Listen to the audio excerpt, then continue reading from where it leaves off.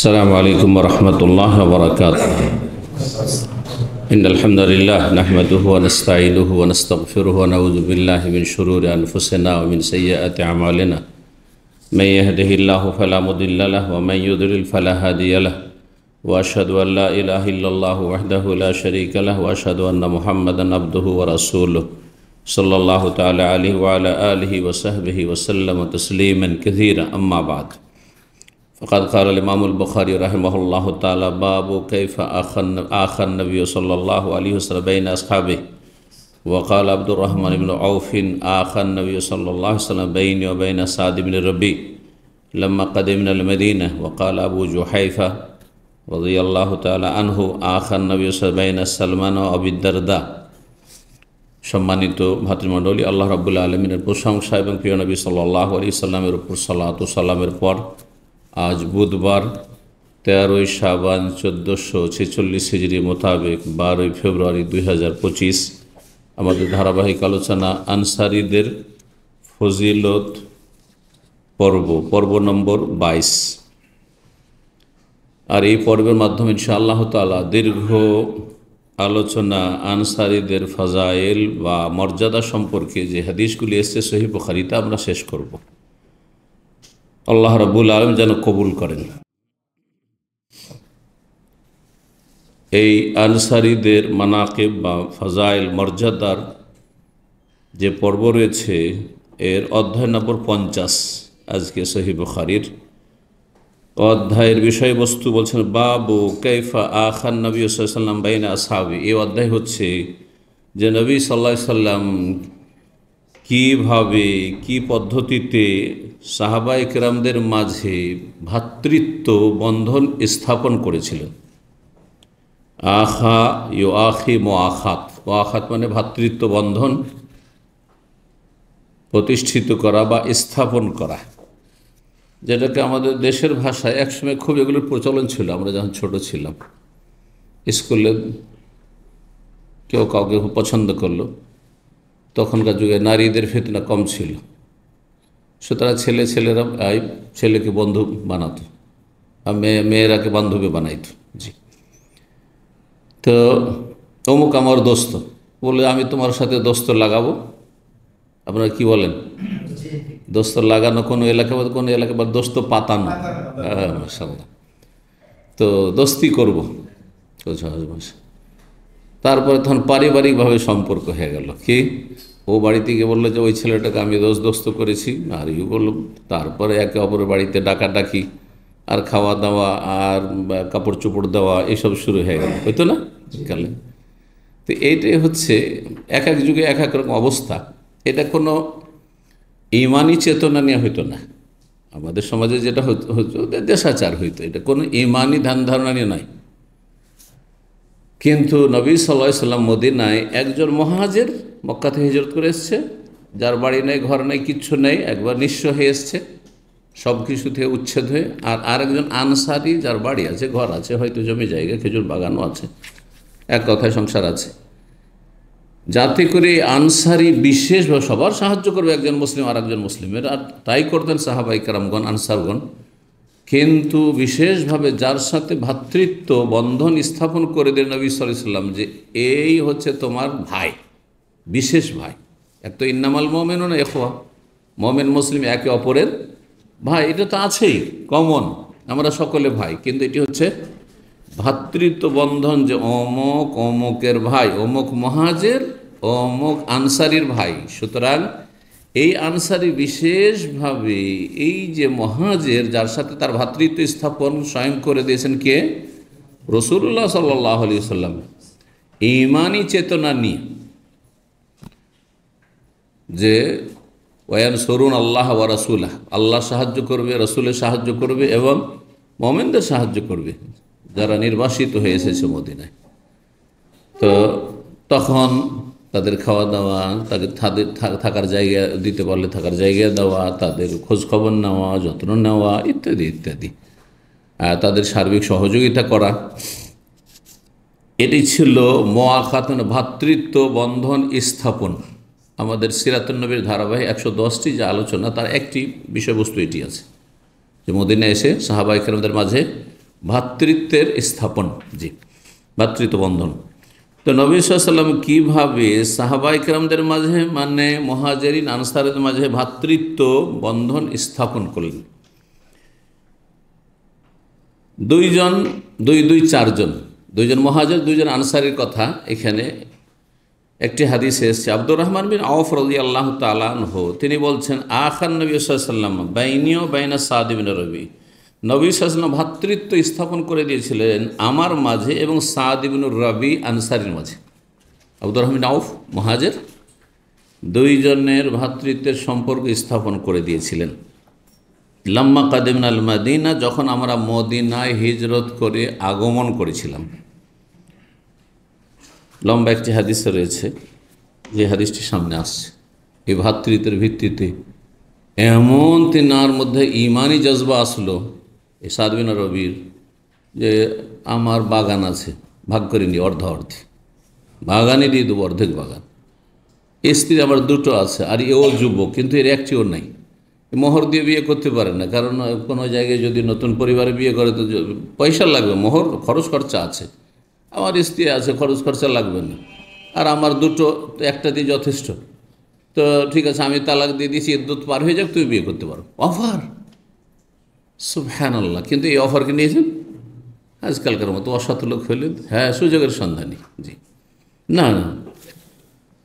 তো আব্দুর রহমান বিন আওফ বলছেন যে নবী সাল্লাল্লাহু আলাইহি ওয়াসাল্লাম তার মাঝে এবং সাদ ইবনে রবি আনসারীর মাঝে ভ্রাতৃত্ব বন্ধন স্থাপন করে দিয়েছেন যখন মদিনায় তারা এসেছিলেন। আবু জুহাইফা রাদিয়াল্লাহু তাআলা বলছেন যে আখান নবী সাল্লাল্লাহু আলাইহি ওয়াসাল্লাম সালমান ও আবু দারদা, নবী সালমান ফার্সি আর আবু দারদা আনসারী। সালমান ফার্সি মক্কাতে মুহাজির না, কিন্তু তিনি পারস্য দেশের বিদেশি মানুষ, তার আত্মীয় স্বজন বংশ কেউ নেই, একা এসেছেন। তার ইসলামের ঘটনা শেষ, এই পর্বের শেষে আসছে, বিস্তারিত ঘটনা আসেনি, কিন্তু সংক্ষেপে কিছু কথা এসছে। সুবহানাল্লাহ, তিনি যে কত কষ্ট করে আর কত স্তর পাড়ি দিয়ে এসে ইসলাম পেয়েছেন।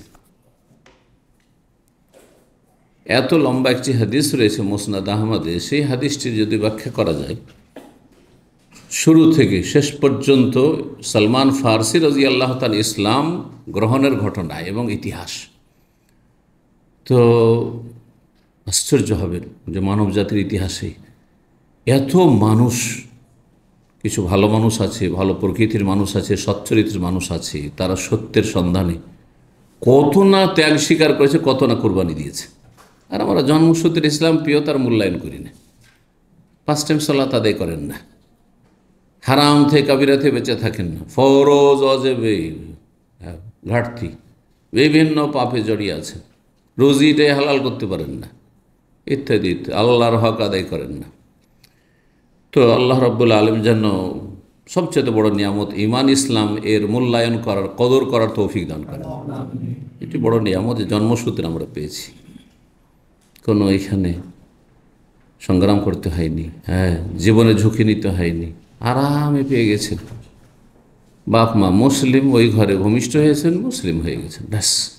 অনুকূল পরিবেশ পেয়েছেন, হ্যাঁ, ইসলাম শিখার সুযোগ পেয়েছেন। মুসলিম সমাজে দেখেন তো কাফের সমাজে যারা বাস করছে কী অবস্থা। তো আল্লাহ রাব্বুল যেন আমাদেরকে ঈমানের কদর করার তৌফিক দান করেন, হেফাজতের তৌফিক দান করেন। আবু জুহাইফা বলছেন যে নবী সাল্লাল্লাহু আলাইহি ওয়াসাল্লাম সালমান ফার্সি এবং আবু দারদার মাঝে ভ্রাতৃত্ব বন্ধন স্থাপন করে দিয়েছিলেন। এই দুইজনেরও ঘটনা রয়েছে মেলা। আবু দারদা বিয়ে করেছেন, কিন্তু আবু দারদা এত বেশি আখেরাতমুখী আর ইবাদতমুখী, বিয়ে করার পরে স্ত্রীর ধারে কাছেও নেই। সারা দিন প্রতিদিন রোজা রাখে, সিয়াম পালন করে, আর এশা হলে তাহাজ্জুদ শুরু করে দেয়। বিয়ে করেছে, এভাবে হক আদায় হবে? সালমান জানতে বললেন আবু দারদাকে, আপনার বাড়িতে আমি থাকবো আজকে। সারাদিন রোজা রেখেছে, আর তারপর তখন এসব পরে তাহাজ্জুদ পড়া শুরু করেছে। এসব পরে মেহমানকে ঘুমিয়ে বিছানা দিয়ে দিয়েছে, যে তাহাজ্জুদে দাঁড়াতে যাবো। তাহাজ্জুদ দাঁড়ালে চলবে না, যাও স্ত্রীর কাছে, স্ত্রীর হক আদায় করো। তারপরে সকালবেলা বলছে আপনি খাওয়া দাওয়া করেন, আমি রোজা আছি। বুঝেন না, রোজা রাখা যাবে না, খেতে হবে সাথে। তো ইসলামে ব্যালেন্স ঠিক রাখতে হবে। হ্যাঁ, ব্যালেন্স ঠিক রাখতে হবে। দাঁড়িয়ে পাল্লা একটা ব্যালেন্স আছে। এক পাল্লা একেবারে ঝুঁকে গিয়ে আর এক পাল্লা আকাশে উঠে যাচ্ছে, চলবে না? চলবে না। যেমন আল্লাহর হক আদায় করতে হবে, আগে শরীর হক আদায় করতে হবে, আল্লাহর সৃষ্টিদের হক আদায় করতে হবে, স্ত্রীর হক আদায় করতে হবে, স্বামীর হক আদায় করতে হবে, ছেলেমেয়ের হক আদায় করতে হবে, বাপ মায়ের হক আদায় করতে হবে, পাড়া প্রতিবেশীর হক আদায় করতে হবে, অভাবীদের হক আদায় করতে হবে, অমুসলিমদেরও কিছু হক রয়েছে, হক আদায় করতে হবে। এর নাম হচ্ছে ইসলাম। তো ইসলাম সম্পর্কে সার্বিক দিক থেকে লেখাপড়া করতে হবে, জ্ঞান অর্জন করতে হবে, তাহলে সঠিক ইসলাম পালন করবে। এক শ্রেণীর লোকের আবেগে এসে সহি আকীদা এসছে, কিন্তু আখলাক চরিত্র পরিবর্তন হয়নি, ওই আগের মতোই আছে, ওই বদ চরিত্রই আছে, লাভ নেই এতে। একটা দিকে ইসলামে ঢুকেছে, আর একদিকে ইসলামে ঢুকেনি। আর এক শ্রেণীর লোকেরা বাপ মাকে পেয়েছে খুব পরেশগার আর দিনদার নামাজি, আর তো নামাজ রোজা ঠিক আছে, কিন্তু আকীদার কোনো গুরুত্ব নেই। আছে বেদাতি সমাজে এত দিনদারি আছে, পরহেজগারি আছে, সীমিত আকারে, মানে নামাজ রোজা পর্যন্ত আর পর্দা পর্যন্ত। এক বেদাতি সুফি ঘরের ছেলে 1 বছর আগে এসে বলছে যে আমার বাড়িতে আমি আমার কোনো ভাবিকে আজ পর্যন্ত দেখিনি, অথচ পাক্কা বেদাতি সুফিরা। তাহলে এই দিকটা কত তারা যত্ন নিয়েছে। কোরআন হেফজের বিষয়টা, কোরআনের কিরাতের বিষয়টি, আর কোরআনের সবকে ছেলে মেয়ে সব হাফেজ, এগুলো কিন্তু অনেক গুরুত্ব ওদের কাছে। কিন্তু এদের দেখেছে যে কোরআনের আমল নেই, কোরআনের আকীদাই নেই। কোরআন বলছে আর রহমান আল্লাহ আরশে, রহমান আরও সে বলছে আল্লাহ ফিকুল্লে, আল্লাহ সব জায়গায় সর্বত্র বিরাজমান।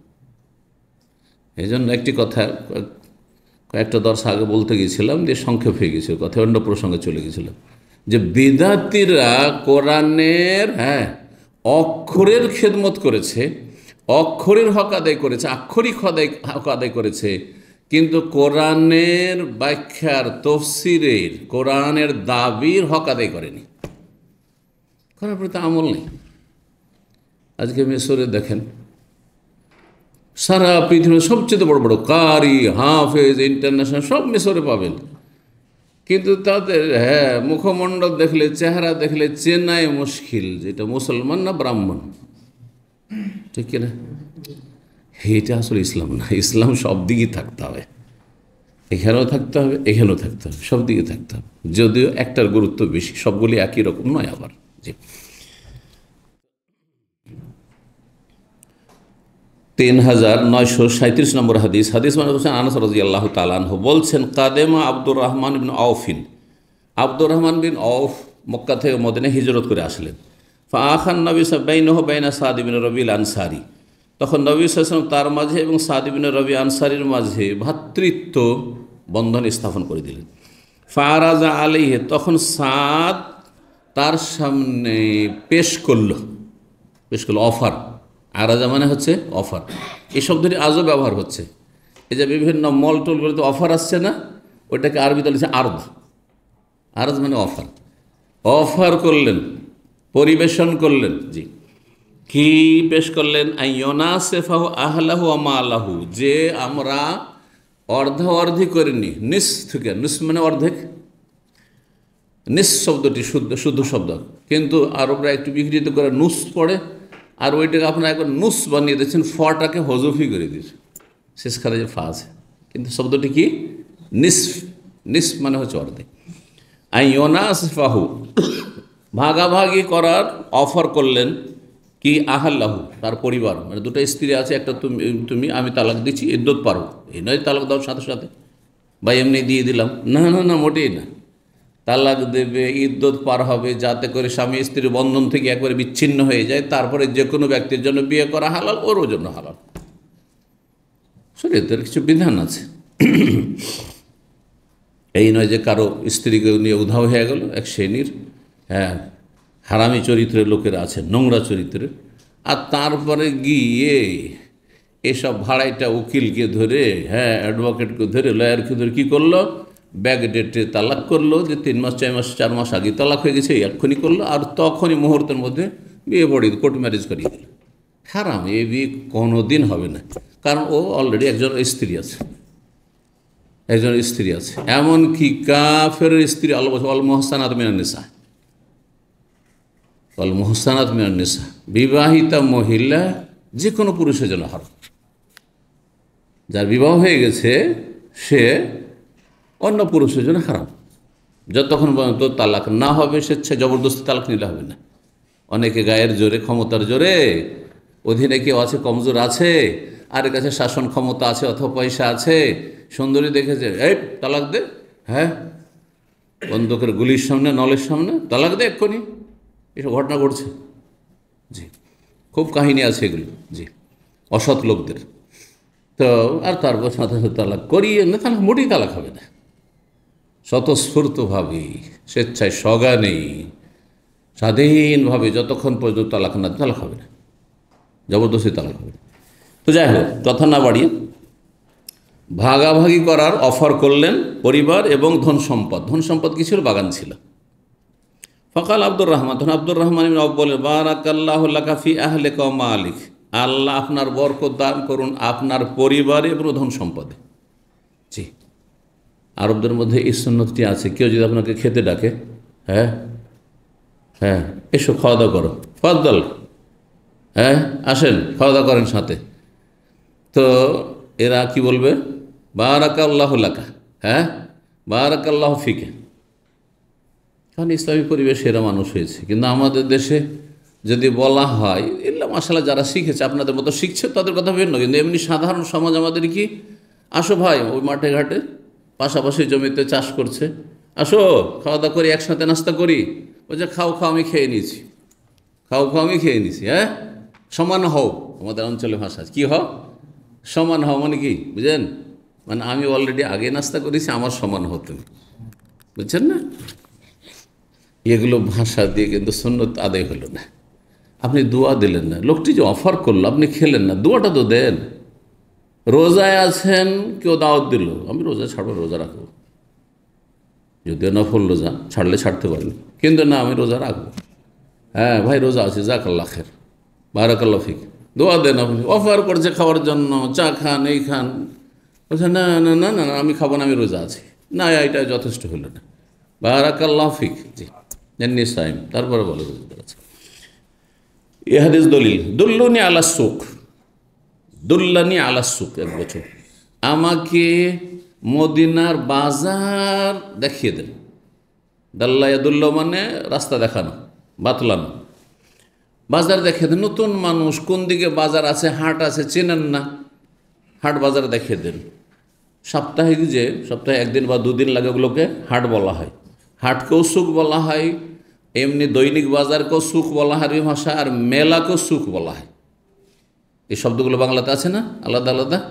মেলা, এই জন্য আরবদের প্রাচীন যুগে যে মেলাগুলি ছিল সুকুল আরব, মেনা একটা রোডের নাম আছে সুকুল আরব, ওখানে মেলা লাগতো।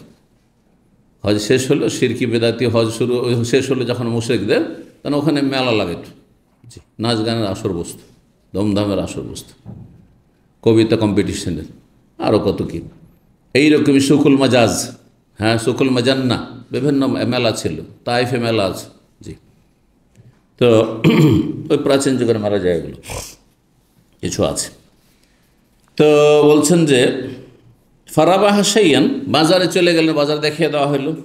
বাজারে গিয়ে সকালে গিয়েছেন, বাজারে ব্যবসা বাণিজ্য করে সন্ধ্যা হইতে না হইতেই তিনি লাভবান হয়েছেন বেশ কিছুটা, মিন আকেতিন ও সামনিন, পনির এবং ঘি ব্যবসা করে।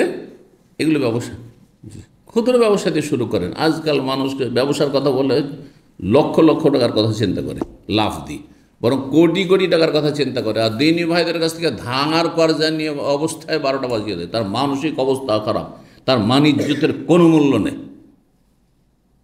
1 লাখ টাকা নেই, ও 1 কোটি টাকার হ্যাঁ ব্যবসা শুরু করে বসে আছে।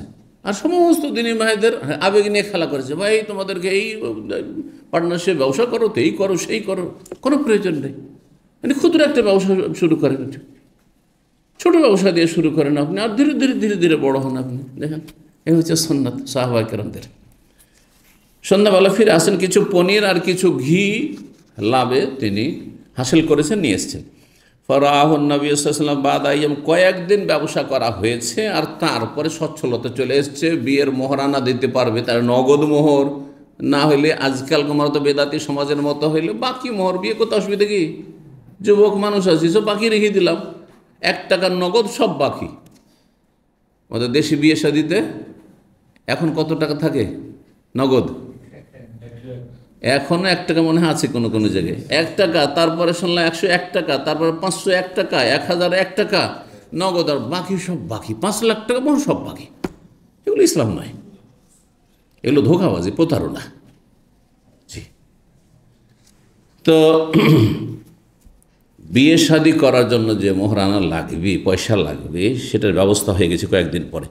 বিয়ে করে ফেলেছেন, নবী সাল্লাল্লাহু আলাইহি ওয়াসাল্লাম জানতে পারেননি, তাহলে বিয়ের জন্য তখনকার বরযাত্রী হইতো না, না হইলে সবচেয়ে বড় বরযাত্রী হইতেন নবী সাল্লাল্লাহু আলাইহি ওয়াসাল্লাম, আর জানতেন বিয়ে। ছোট্ট একটা মদিনা, আর যদি আমাদের দেশীয় বিয়ে হইতো তাহলে নবী জানছেন না, আর বিয়ে হয়ে যাচ্ছে আব্দুর রহমান মাফের হইতে পারে। তাহলে বিয়ের বিষয়টি এমন ধুমধামের বিষয় নয় যে বিশাল কারবার করতে হবে, অনেক খরচা আছে, আর সবকে এলাকাবাসীকে জানাইতে হবে, কোনো জরুরি নেই। দেখেন নবী সাল্লাল্লাহু আলাইহি ওয়াসাল্লাম জানছেন না, বিয়ে করা হয়ে গেছে, মোহর দিয়েছেন, 2 জন সাক্ষী রেখেছেন, আর যেই পরিবারে বিয়ে করেছেন সেই পরিবারে 2-4 জন জেনেছে, হয়ে গেল, এলানের নেকা হয়ে গেছে, মহল্লার লোকেরা কেউ জেনেছে। নাকি তিনি বেয়াদবি করেছেন, মূল্যায়ন করেননি নবী সাল্লাল্লাহু আলাইহি ওয়াসাল্লামের? আরে নবীকে দাওয়াত দেয়নি, কেমন কথা হইল? বিয়ে করেছেন, এখন অলিমা করেননি, অলিমা করা হয়নি, বিয়ে করেছেন সদ্য। তো বলছেন হ্যাঁ অলিমা করলে তখন দাওয়াত দিতে হবে, তখন 1 নম্বরে নবী সাল্লাল্লাহু আলাইহি ওয়াসাল্লামের কথা আসবে যে আমি অলিমার দাওয়াত দেবো তো আগে নবী সাল্লাল্লাহু আলাইহি ওয়াসাল্লাম, কারণ আমার জীবনে তিনি সবচেয়ে গুরুত্বপূর্ণ ব্যক্তিত্ব, তাই না? জি। কিন্তু বিয়ে শাদী করার জন্য জানাইতে হবে সবকে? হ্যাঁ, না, কিন্তু সর্বনিম্ন 2 জন সাক্ষী, আর আশেপাশের কিছু লোকের মাঝে ঘোষণা, এলানের নেকার হাদিস রয়েছে, আলেনুর নেকা, যাতে করে লোকেরা আপনার সম্পর্কে কুধারণা রাখে যে আরে কার মেয়েকে নিয়ে ঘোরাফেরা করছে, হ্যাঁ এ তো বিয়ে করেনি, তাহলে বেগানো মেয়েকে নিয়ে ঘোরাফেরা করছেন, কখনো মার খেতে হইতে পারে, গণপিটুনি শুরু হয়ে যেতে পারে, তাই না? এগুলো থেকে বাঁচার জন্য, এগুলো শরীয়তের বিধান। তো নবী সাল্লাল্লাহু আলাইহি ওয়াসাল্লাম দেখছেন কয়েকদিন পরে কি যে ওয়ালিহি ওয়াদারুন মিন সুফরাতিন, যে তার শরীরে হলুদের কিছু চিহ্ন রয়েছে। ওয়াদার মানে চিহ্ন, আর সুফরাতুন আসফার থেকে মানে হলুদ। এখান থেকে আমাদের দেশে ছেলেকে তো হলুদ মাখানো শুরু করেছে, মেয়েকেও হলুদ মাখানো শুরু করেছে, তাই না? আর হলুদের অনুষ্ঠান হিন্দুদের থেকে নিয়ে নিয়েছে, ইসলামের কোনো অস্তিত্ব নেই। এটা হলুদ মাখামাখি ছিল না আসলে। জাফরান রঙটি হলুদ রং, জাফরান রং খানিকটা হলুদ রং। আর বিয়ে শাদিতে সাজার জন্য হ্যাঁ কি প্রয়োজন হয়? জাফরান প্রয়োজন হয় মেয়েদের জন্য। তো বিয়ে করেছেন, আর তারপর স্বামী স্ত্রী কাছাকাছি হয়েছেন, তো স্ত্রীর গায়ে হয়তো যে জাফরান ছিল সেই হলুদগুলো একটু গায়ে লেগেছে হয়তো, হ্যাঁ সেটি দেখতে পেয়েছে। কারণ জাফরান লাগানো, জাফরানে রং সুন্দর করে, আর এই জাফরান হচ্ছে মহিলাদের আপনার সুসজ্জিত হওয়ার জন্য বা মেকআপের জন্য। তো যে জাফরানকে খাবারের কাজে ব্যবহার করা হচ্ছে, তাই না, যেটা অনেক দামি। তো এই ছিল ব্যাপারটি, কিন্তু আসলে এটা হলুদ মাখামাখি না। তারপরও যদি হলুদকে আপনি প্রথা হিসাবে ধরেন যে হলুদ মাখা জায়েজ কি না, তার বলে হলুদের অনুষ্ঠান জায়েজ নয়, কারণ এটা হিন্দুদের থেকে এসছে। হলুদের অনুষ্ঠান করবো আজকে হলুদ অনুষ্ঠান, আর তার জন্য বিশেষ কাপড় পরে আবার হলুদ লাগাইতে হবে, এগুলি জায়েজ নয়। 2 নম্বর কথা হচ্ছে হলুদ মাখাতে গিয়ে ছেলেকে, পাত্রকে, আত্মীয় স্বজনের যত মামাতো বোন, খালাতো বোন, এইগুলো নাজাইজগুলো সব, যেগুলোর সাথে অবৈধ সম্পর্ক, বেগানা, খালাতো বোন, মামাতো বোন, অমুক তমুক ভাবি, এরা মাখাবে, এটা হারাম। হ্যাঁ, ছেলেকে হলুদ তার মা বেটে দিল বা সে বেটে নিল, আর একটু মুখখানে লাগিয়ে দিল, তাতে অসুবিধা নেই, এটা ট্রেডিশন যদি পালন করেন আপনি। এই জন্য শরীয়তের বিধান এর আগেও বলেছি, ট্রেডিশন কতটা জায়েজ, যতটাতে শরীয়তের মৌলিক বিধিবিধানে কোনো আপত্তি নেই, বাধা নেই। নারী পুরুষের একাকার হওয়া হারাম, বেগানা পুরুষকেও বেগানা মহিলাকে স্পর্শ করবে হারাম, বেগানা মহিলা বেগানা পুরুষকে স্পর্শ করবে, হলুদ লাগাবে হারাম। হ্যাঁ, কিন্তু তার মা যদি লাগিয়ে দেয় কোনো অসুবিধা নেই। এরকম মুখে তুলে খাওয়ানো হয়, তুবড়া, মা যদি খাওয়ায়, খালা খাওয়ায় তো অসুবিধা আছে, নিজের বোন খাওয়ায় তো অসুবিধা আছে, ছেলে ছেলেকে খাওয়াচ্ছে অসুবিধা আছে, জায়েজ আছে। কিন্তু যদি না, ভাবির দাবি আছে, ভাবি মানে একটু খাওয়াবে, হারাম। ঠিক আছে? তো যাই হোক, নবী সাল্লাল্লাহু আলাইহি ওয়াসাল্লাম বললেন, মাহিয়াম ইয়া আব্দুর রহমান, হে আব্দুর রহমান। মাহিয়াম মানে মা শানুকা, মানে কি ব্যাপার, এরকম একটু খুব চাকচিক্য দেখছি, হ্যাঁ, সুন্দর, গায়ে একটু হলুদ, হ্যাঁ, চিহ্ন মানে জাফরানের চিহ্ন। কালা ইয়া রাসূলুল্লাহ, বলে হে আল্লাহ রসুল, তাজাওয়াজতু ইমরাতাম মিনাল আনসার, আনসারীদের এক মেয়েকে আমি বিয়ে করেছি। তাই নবী সাল্লাল্লাহু জানছেন না যে বিয়ে করেছেন। আচ্ছা, এখান থেকে জানা গেল যে নবী গায়েব জানতেন না, নবী অদৃশ্যের খবর জানতেন না। যেটা বেরলবি মাজারি রেজবিদের রাখি দেন, তাদের রাখি দেখি নবী আলমুল গায়েব। তো নবী মদিনার খবর রাখেন না, কার বিয়ে হচ্ছে, কার তালাক হচ্ছে, হ্যাঁ, কে মরলো, কে বাঁচলো, জানেন না? যদি আলমুল গায়েব তো সব জানবেন। আলেমুল গায়েব তারা তো বলছে সারা বিশ্বের সব খবর রাখেন, তাহলে মদিনারই খবর রাখেন না যে আব্দুর রহমান বিয়ে করে ফেলেছে? তারপরে ঘনিষ্ঠ মুহাজির সাহাবী, হিজরত করেছেন, মক্কা থেকে এসছে। সুবহানাল্লাহ। এর পরেও যদি কেউ বলে নবী আলেমুল গায়েব, তো ও যে মুশরিক, এতে কোন সন্দেহ আছে? আল্লাহর জ্ঞানে এলমে শরিক করলো, আল্লাহর গুণে শরিক করলো, সিফাতে শরিক করলো, আল্লাহর কাজে শরিক করলো।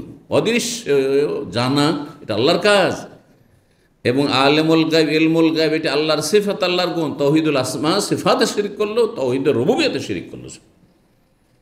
এবং তার সাথে যদি মনে করে যেহেতু অদৃশ্যের খবর রাখেন, সুতরাং তিনি আমাদের উপকার করতে পারেন, হ্যাঁ, তাহলে সে তাওহীদে ওল, তাওহীদুল ইবাদতে 3 তাওহীদে শিরিক করলো।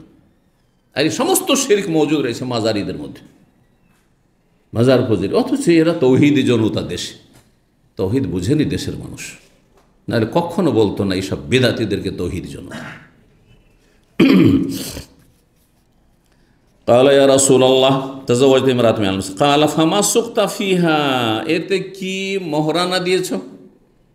فقال সাকা ইয়াসুকু মানে কোনো কিছু নিয়ে যাওয়া, তাকে কি নিয়ে গিয়ে দিয়েছো, মানে তাকে কি সাদাক বা মাহর, আরবিতে মাহর বলা হয়, যেটা আমরা মোহর বলি, আর সাদাকও বলা হয়। কি দিয়েছো? কালা ওয়াজনা নাওয়াতি মিন যাহাব, একটি খেজুর বিচি সমপরিমাণ স্বর্ণ দিয়েছি। তাহলে সেই যুগে একটা ওজন ছিল স্বর্ণ ওজন করার, যেটা খেজুরের বিচির সমান হইত। খেজুরের বিচির সমান ওজনের একটা কি দিয়েছি? স্বর্ণ দিয়েছে, মোহর। তাহলে মোহরের জন্য টাকা শর্ত নেই, স্বর্ণও দিতে পারেন, গয়না দিলাম এটাই মোহর, কোনো অসুবিধা নেই। এই যে কাপড়গুলো দিলাম এইটাই মোহর হতে পারে, এমনকি কোরআন শিখিয়ে দিলাম এটাই মোহর। সাহাবীর বিয়ে হয়েছে, নবী সাল্লাল্লাহু আলাইহি ওয়াসাল্লাম বললেন আউলেম ওয়ালা বিশাতিন, তুমি ওলিমা করো, করে মানুষকে খাওয়াও আশেপাশের, যদিও একটি ছাগল হোক না কেন। তাহলে যাদের মোটামুটি একটা ছাগল খরিদ করার মতো সচ্ছলতা আছে, ঋণ কর্জা করতে হবে না, তাহলে সর্বনিম্ন অলিমা হচ্ছে একটি ছাগল, এটা সর্বঊর্ধ্বে না, যদিও বলা হয়েছে।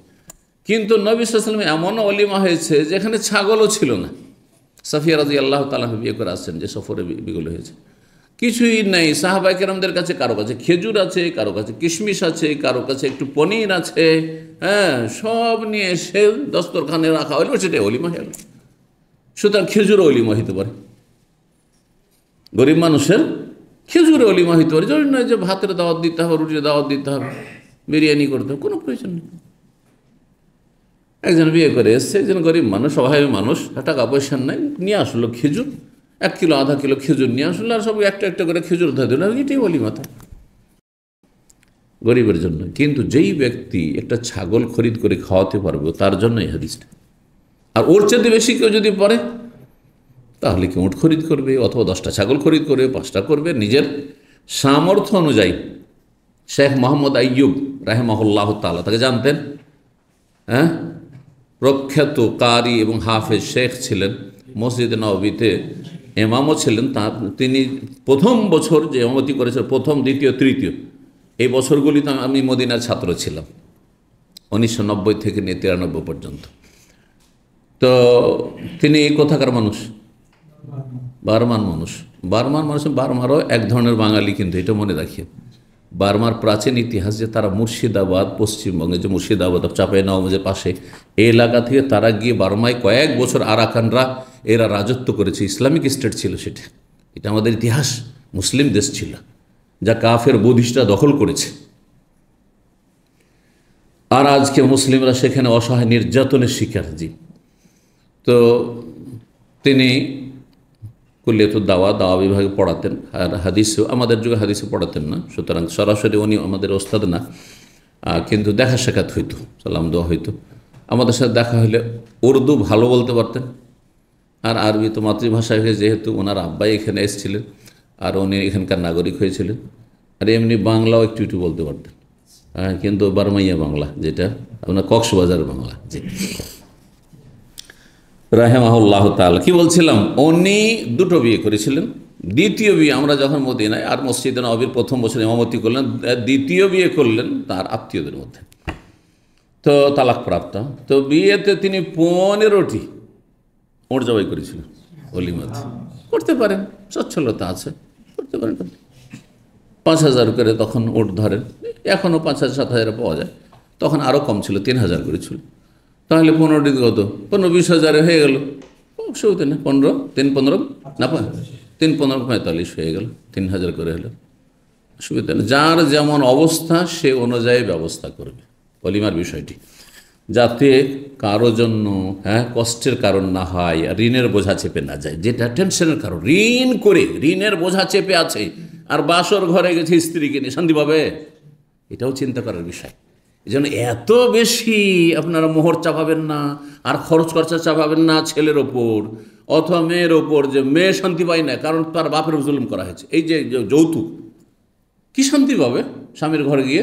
যে এই স্বামী জানেন যে আজকে আমাকে নিয়ে বাসর করছে, কিন্তু আমার বাবার গলায় ছুরি ধরেছি, কি শান্তি পাবে এখানে? যার ফলে দাম্পত্য জীবনে শান্তি নেই, সবসময় একটা অশান্তি কাজ করছে। এই বিষয়গুলি চিন্তার বিষয় বৈবাহিক জীবনে। নবী সাল্লাল্লাহু আলাইহি ওয়াসাল্লাম বললেন, একটা ছাগল হলো ওলিমা করো। বাবন, এই অধ্যায় হচ্ছে আগের অধ্যায়ের সাথে সম্পর্ক রয়েছে, অর্থাৎ আনসারীদের ফাজাইলেরই অন্তর্ভুক্ত। 3938 নম্বর হাদিস। আনাস বর্ণনা করেছেন রাদিয়াল্লাহু তাআলা আন আব্দুল্লাহ বিন সালাম, আব্দুল্লাহ বিন সালাম রাদিয়াল্লাহু তাআলা আনহু, তিনি কে ছিলেন? ইহুদিদের বড় আলেম ছিলেন মদিনায়। বালাগাহু, তার কাছে সংবাদ পৌঁছিল কিসের? মাকদামুন নবী সাল্লাল্লাহু আলাইহি সাল্লামের মদিনায় আগমনের, যে মদিনায় পৌঁছে গেছেন নবী সাল্লাল্লাহু আলাইহি ওয়াসাল্লাম। ফাতাহু, তখন তিনি আসলেন। ইয়াসআলুহু আন আশিয়া, কয়েকটি বিষয় সম্পর্কে জিজ্ঞাসা করার জন্য, যে এই বিষয়গুলি নবী ছাড়া কেউ জানবেন না। যদি তিনি নবী হন তাহলে আমার উত্তর অবশ্যই দিতে পারবে, আর যদি উত্তর না দিতে পারেন তার মানে তিনি নবী না, আমি বেঁচে যাব। আর যদি উত্তর দিয়ে দেন তাহলে ইসলাম কবুল করে নেব। অন্তরে সততা নিয়ে এসেছিলেন, সেই জন্য আল্লাহ হেদায়েত নসিব করেছিলেন। এই জন্য এখানে আসলে অন্তরে সততা নিয়ে আসতে হবে, নিরপেক্ষ হয়ে আসতে হবে। যে আমি ইসলামিক সেন্টারে যাচ্ছি, এইটা রাসূলুল্লাহর দেশ, আশা করি এখানে সহিহ ইসলামের শিক্ষা দেওয়া হবে। যদি কোরআন হাদিস দলিল মোতাবেক হয় তাহলে আমি নিয়ে নেব। আমার বাপদাদা কোন ধর্মে ছিল, কোন তরিকায় ছিল, কোন পীরের মুরিদ ছিল, কোন সিলসিলাতে ছিল, চিল্লা দিত না অমুক করতো, এসব দেখার বিষয় আমার না। না রাজনীতি করতো, ধর্মের নামে রাজনীতি করতো, একামতের দিন মানে ক্ষমতা যাওয়ার এইসব স্বপ্ন দেখতো, ওই সব দেখার বিষয় নেই। আপনি নিরপেক্ষ ইসলাম শিখেন, তাহলে হেদায়েত নসিব হবে। আর যদি বলেন যে না না দেখি কি বলে, কিন্তু আমাদেরকে তো রাষ্ট্রীয় ক্ষমতায় যেতে হবে, তাহলে এক গিয়ারে আছেন, নিউট্রাল হননি, কখনো হেদায়েত নসিব হবে না, কখনো হেদায়েত হবে না। এইরকমই যারা শিরক বেদাতে লিপ্ত আছেন, শিরক বেদাত ছেড়ে যদি না আসেন, অথবা জঙ্গি মনোভাব আছে, আর তখন আর এগুলো কথা ভালো লাগবে না। এইগুলো কথা, এগুলো দিয়ে কী হবে? গরম গরম কিছু কথা হইতে হবে, রক্ত গরম করা কথা হইতে হবে। জি, আল্লাহ হেদায়েত দান করুন।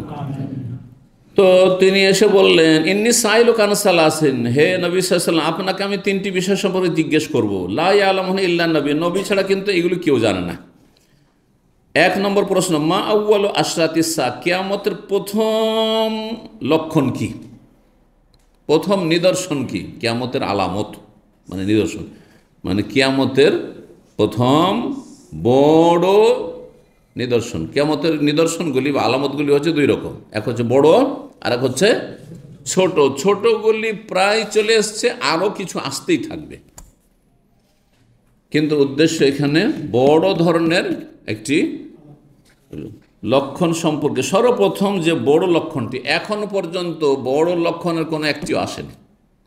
কিয়ামতের যে বড় আলামতগুলি 10-এর কাছাকাছি রয়েছে, 9 থেকে 10, যদি ইমাম মেহেদী একটি আলামত ধরেন তাহলে সেটা দিয়ে 10 হয়ে যাবে। তো এগুলির কোনো একটি আসেনি। 1 নম্বর প্রশ্ন, তাহলে কিয়ামতের বড় লক্ষণ কি? 2 নম্বর হচ্ছে অমা আউয়ালু তাআমিন ইয়াকুল আহলুল জান্নাহ, সর্বপ্রথম খাবার কি হবে যা জান্নাতবাসী খেতে পাবে। জান্নাতে যাওয়ার প্রথম যে খাবার দিয়ে আপ্যায়ন করা হবে জান্নাতীদেরকে, প্রথম খাবার কি হবে? 3 নম্বর প্রশ্ন, অমা বালুল ওয়ালাদি ইয়ানজিউ ইলা আবিহি আও ইলা উম্মিহি, আর সন্তান সন্ততি, ওয়ালাদ মানে ছেলে মেয়ে দুটোই, কিন্তু আরবি ভাষায় আজকালকার এদের মাতৃভাষাতে ওয়ালাদ মানে ছেলে সন্তান, কিন্তু না, ইবনুন মানে ছেলে সন্তান, বেন্তুন মানে মেয়ে সন্তান, কন্যা সন্তান, আর ওয়ালাদ দুটোকে শামিল। ওয়ালাদ মানে যে জন্মেছে, আর যে জন্মেছে সে ছেলে হইতে পারে, মেয়ে হইতে পারে। লাম ইয়ালিদ ওয়া লাম ইউলাদ, এখান থেকে। তো বাচ্চা বা ছেলে মেয়ের কারণটা কি? যে ইয়ানজিউ ইলা আবিহি আও ইলা উম্মিহি, কখনো সন্তান পিতার আকৃতি নেই, আর কখনো ইলা উম্মিহি মায়ের আকৃতি নেই। দেখা যাচ্ছে আপনার 5টা 7টা ছেলে মেয়ে, একটা একেবারে মায়ের মতো হয়েছে, বা একেবারে ওর নানির মতো হয়েছে, ওর নানার মতো হয়েছে, মানে আপনার বংশী আসেনি। আর আর কয়েকটা দেখা যাচ্ছে এগুলো আমার বংশের মতো, এটা আমার মায়ের মতো হয়েছে, তো এটা আমার বাবার মতো হয়েছে, এটা আমার মতো হয়েছে, হচ্ছে না? তো এমনটা কেন হয়? রঙের ক্ষেত্রে হোক অথবা রূপ চেহারার ক্ষেত্রে হোক। অনেক সময় দেখা যায় স্বামী স্ত্রী, একজন কালো আর একজন সাদা ফর্সা, তখন দেখা যায় সব ছেলে মেয়ে সব কালোই আর কালো, কালোই আর কালো। স্ত্রী কালো বা স্বামী কালো, আরে সবগুলি কালো। মনটা চায় যে আমি স্ত্রী সাদা ফর্সা দেখে বিয়ে করলাম, যে বাচ্চাগুলো কী হবে, ফর্সা হবে, কালো মানুষ আমি, আর বাচ্চা সব কালো হইতে লাগবে, ছেলে মেয়ে সব। ছেলে কালো হইলেও চলে, কিন্তু মেয়েদের ক্ষেত্রে একটু ফর্সার প্রয়োজন আছে। মানে বিয়ের সাথে বিষয়টি খুব জটিল বিষয়, কিন্তু যখন ভুক্তভোগী হবে তখন বুঝবেন। কিন্তু দেখা যায় যে মনের উল্টা তখন হয়ে যায়, হ্যাঁ ছেলেগুলি ফর্সা হয়েছে আর মেয়েটাই কালো হয়ে গেছে। কারণটা কি? কারণ আছে, সায়েন্টিফিক কারণ আছে। যে নবী 1400 সালে যখন সায়েন্সের নাম পর্যন্ত ছিল না, বিজ্ঞান বলে কিছু ছিল, তখন বলেছেন নবী সাল্লাল্লাহু আলাইহি ওয়াসাল্লাম। কারণ এগুলি হচ্ছে আল্লাহ প্রদত্ত জ্ঞান। জি, এই জন্য নবী ছাড়া কেউ জানেন না বললেন। আব্দুল্লাহ বিন সালাম জিজ্ঞাসা করলেন নবী সাল্লাল্লাহু আলাইহি ওয়াসাল্লামকে, বললেন রাসূলুল্লাহ সাল্লাল্লাহু আলাইহি ওয়াসাল্লাম যে আখবারানি বিহি জিবরিল আনেফান, আমি তো এর আগে জানতাম না, তবে এক্ষুনি আমাকে জিবরিল জানিয়ে গেলেন। তুমি জিজ্ঞাসা করেছো, সাথে সাথে ওই চলে এসেছে। সুবহানাল্লাহ, আলেমুল গায়েব আরও শাহজিম থেকে জানছেন যে আমার রসুলকে জিজ্ঞাসা করা হয়েছে, এক্ষুনি তার উত্তর দিতে হবে। আর উত্তর না দিলে যদি লাজবাব হয়ে যান, চুপ হয়ে যান, যদি দিতে পারলাম না, তাহলে এর কুফরি আরও শক্ত হয়ে যাবে, অনড় হয়ে যাবে কুফরিতে। আর এর দেখা দেখে 2-1 ইসলাম কবুল করতো, তা তো হবেই না, এই দরজা বন্ধ হয়েছে। আর ইহুদি একজন ইসলাম কবুল করবে না, এমনি তো হাতে গোনা ইহুদির ইসলাম। জি, মানব জাতির ইতিহাসে এরা বড়ই অভিশপ্ত এবং গজবপ্রাপ্ত আল্লাহ দুনিয়া আখিরাতে। গজব আলাইহিম, আল্লাহ কোরআনে সূরা ফাতিহাদেরকে বলেছে, আল্লাহ এদের অনিষ্ট থেকে রক্ষা করুন, ইসলাম এবং মুসলিমদেরকে। তো ইবনে সালাম তখন বললেন, যাকা আদুউল ইয়াহুদ মিনাল মালায়েক, আপনি জিবরাইলের নাম বললেন। জিবরাইল তো ইহুদিদের কট্টর দুশমন। ফেরেশতাদের মধ্যে জিবরাইলের নাম শুনলে ইহুদিদের গা জ্বলে উঠে, গাত্রদাহ শুরু হয়ে যায়, কারণ ওরা কট্টর দুশমন মনে করে। জি, কেন দুশমন মনে করে? কারণ জিবরাইলের মাধ্যমে ওহী আসছে, আর ওহীতে ওদের উপর গজবের কথা আসছে, লানতের কথা আসছে। জি,